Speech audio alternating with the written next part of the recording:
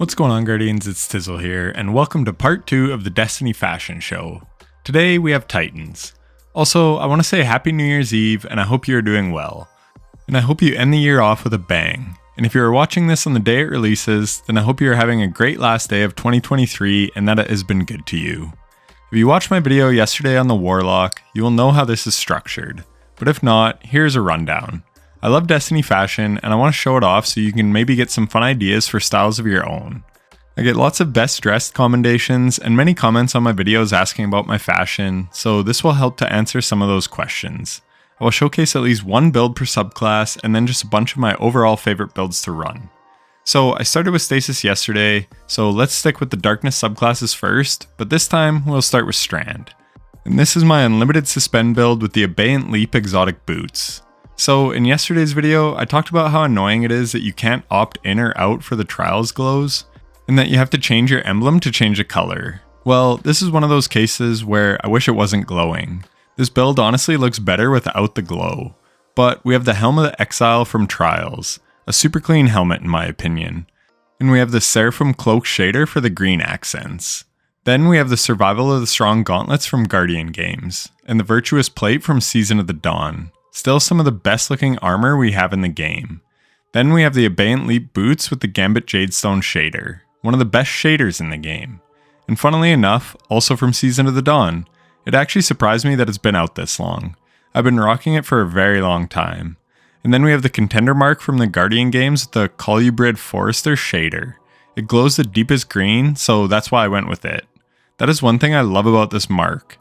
And also, I didn't touch on it in my video yesterday, so I will do that now. But I wanted to point out how certain shaders have RGB to them and change colors. And this mark shows it off very well. There are a few shaders that can change colors depending on the weapon or armor piece, but pole position does it the most consistently for sure. It's a very cool shader. So anyways, that is one of my favorite looks. Strand is all about green, so this style suits that playstyle well. Next, we have my go-to build for endgame content. Well, I run it on a couple different subclasses, so I will showcase it a couple times in this video, but first, let's look at the Strand Punchy Boy. Syntho's got nerfed this season, but also buffed in some other ways. Regardless, this build still goes insanely hard, and it looks great. We have my favorite Titan helmet in the game, the Mask of Rawl from the Leviathan raid, and once again, Seraphim Cloak for the green shader. Then we have the Synthoceps with Gambit Jadestone. The OG look on the Synthos is still my favorite. On the chest, we have the Resonant Fury Plate from Vow of the Disciple. I think it's such a cool armor piece. And we have Gambit Jadestone for the shader. The boots, we have the Magnificent Solstice Greaves to get a nice green glow. And we have the Pyrrhic Ascent Trials mark. Again, this looks way better without any Trials glow. Next up, we have the Worm God's Caress, and I made this build and style configuration just for this video. It was just buffed this season, so I know it will now be a staple of mine going forward, so I figured I might as well make a good build for it. We have the Celestial Helm that looks like a bull. I think this helmet is super cool, and I didn't have it featured in any other builds, so I figured I would show it off. Worm Gods have no ornaments, so we get what we get. And I have Erebos Glance to make them black, as they don't really shade nice, and it sticks with the black and green theme. We have the Empyrean Cartographer Plate from way back in Shadowkeep, the Greaves of Agony boots from the Root of Nightmares raid. Stuff from this raid shades really weird, but I love the dark green from Neon Jungle. And I like the little green eyes as they kind of match the look of the Worm God Caress. And then, for some more glow, I went with the mark from the Crota's End raid, the Mark of the Pit. I'm happy I finally have a go-to Worm God setup to abuse it with Strand. Next, we'll move to Stasis, with the silliest Stasis helmet in the game, the Cadmus Ridge Lance Cap. I rock the Chivalry's Chill ornament because I like the look, and this whole build features the shader Shattered Sky because it is blue and white and reminds me of Stasis. We have the Guardian Games gauntlets, the Lux Parka of course, because you need a jacket in a build that has this much freezing, the Couturier joggers because they look like snow pants and boots, and the Midnight Oil mark because it is not very big or flashy and it shades nicely with the build. I couldn't find good arms for this build because we all know male Titan arms in this game are outlandishly huge and ugly, but these do the trick. I tried the Dark Age gauntlets from the new dungeon and they are decent.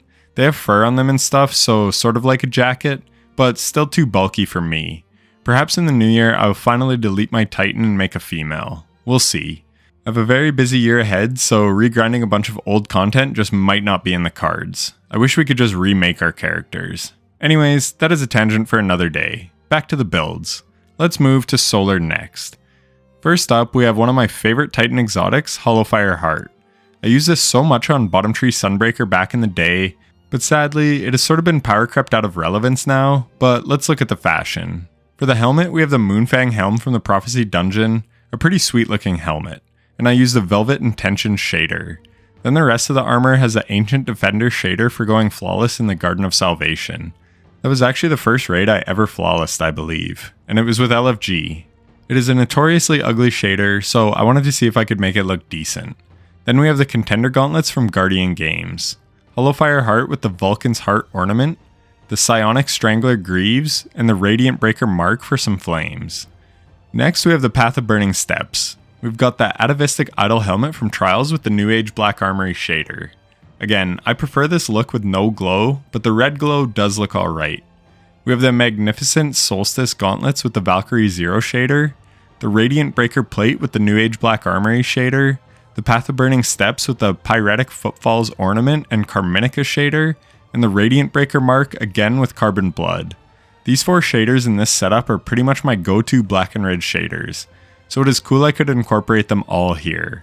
And Midnight Smith from the Scourge of the Past raid is also a nice red and black shader. Next up, we have possibly my favorite build in Destiny, the Solar Syntho Titan. I rock the awesome Iron Banner helmet with the Iron Companion helm, an OG that returned to us from D1.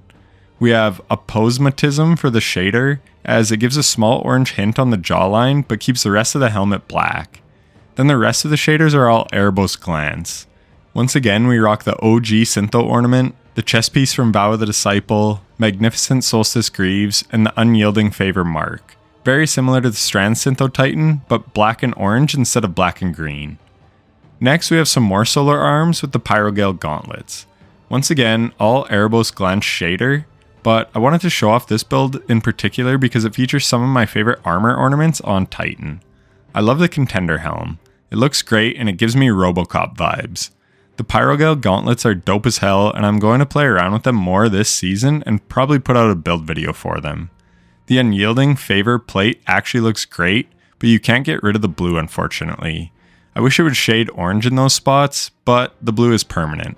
The Techian's Regalia Greaves are super awesome here, as they have this orange glow going through the slits on the thighs. It just looks super cool, and it matches to the shader too, so do with that info what you will. And then we have the Mark of the Exile. Again, this will look better with no glow. So I usually just get all my exotic ornaments with Bright Dust throughout the season, but this next build I literally paid silver just to get the 2 ornaments for this video. The first one was the Loreley Splendor Helm's new ornament Adamantine Rebirth. The sad thing is, I don't even use this exotic, but the ornament is hella clean, and this whole outfit uses the Long Journey shader. Next is the Contender Gauntlets. If you can't tell, I like the smaller arms rather than the bulky ones. Then comes a legendary chest ornament, the Vital Plate. This is the first legendary ornament I have ever bought, but it looks super cool. Here's hoping this video makes enough ad revenue to pay for these ornaments. Speaking of which, drop a like on the video for the algorithm and subscribe if you aren't already. I'm hoping to grow a lot in 2024, so join me on that journey. But for real, if you're watching the video this far in, then I appreciate you all the same. Your viewership means the world to me. Seriously, you rock. On the legs, we have the Greaves of the Great Hunt from the Last Wish raid. And finally, we have the Finala's Iron Mark with the Iron Countershade shader. This shader is super cool as it gives a chainmail aesthetic to a lot of different armor pieces, mostly pieces that have cloth. So I'm glad I was able to feature it in one of these fashion videos. So just like the Warlock video, Solar was the biggest section. Now let's move on to Arc. We have the Curse of the Falling Star build. It's pretty basic. We have a lot of the Sinking Feeling shader. If you watch the Warlock fashion video, then you will know I like this shader for Arc builds, and if you haven't, then you should watch it after this. Anyways, we once again have the Mask of Rahl, the Legacy Oath gauntlets from the Deepstone Crypt raid, some of the few good looking Titan arms, but they do have that little purpley pink glow on them, so they don't go with everything. Curious with the Comet Stir and Dream ornament, the Froststrike Greaves, which are some of my favorite Titan boots. Honestly, the Dawning usually kills it in the fashion department.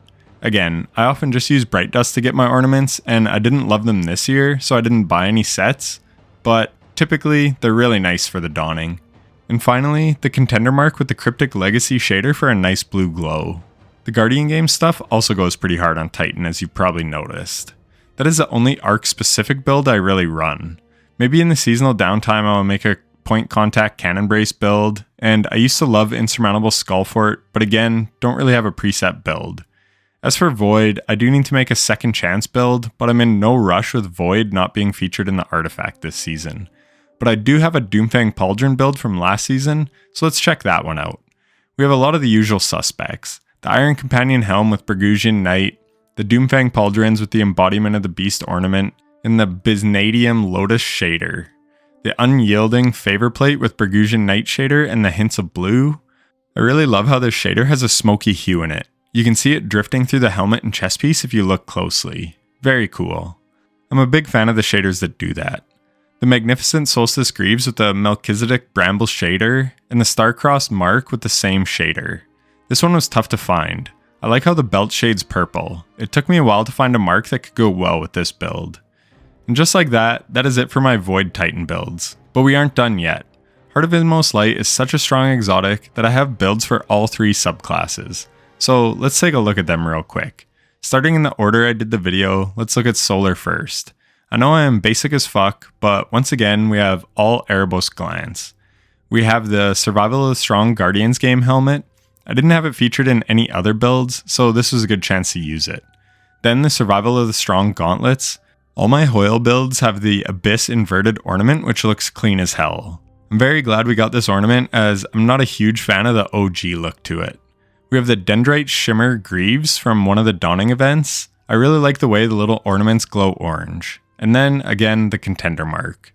Next, we have the Arc Hoyle build. This one features a couple of the armor pieces from the Ghost of the Deep dungeon, which are top notch.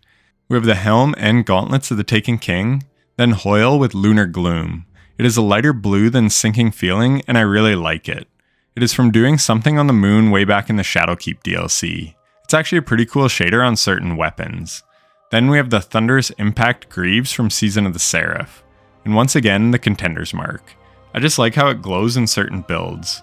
And I also like how it is quite small and understated. I also really like the Mark of Confrontation and the Mark of Inquisition for the same reason.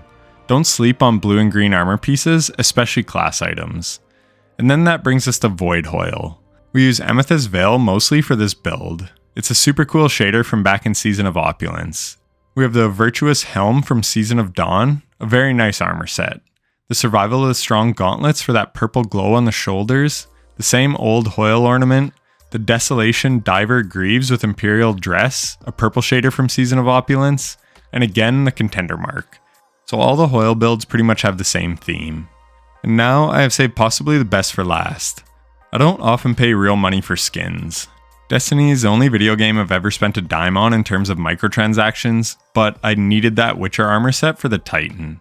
And Peregrine Greaves were reworked and work on any light subclass. I'm still not totally sold on my shader selection for this build yet, but I think the look is super cool regardless. We have the Kaer Morhen helm with the Jacarina shader for a touch of blue on the slash on the helmet, the Kaer Morhen gauntlets with cryptic insignia. I believe that shader is from the Deepstone Crypt raid. The Kaer Morhen plate with the Cloudstriding Couture shader, Peregrine Greaves with the Cryptic Legacy shader. I tried to match the blue in the armor with the blue in the exotic boots as best I could, as that glow can't be changed. And then the Kaer Morhen mark with the Cloudstriding Couture shader. It looks very chainmail-esque. And with that concludes another Destiny fashion show. Thanks so much for watching. If you enjoyed this, then leaving a like would be appreciated. And maybe drop a sub too to help me kick off the new year with some momentum on the channel. But if you're still watching, then the viewership alone means a lot.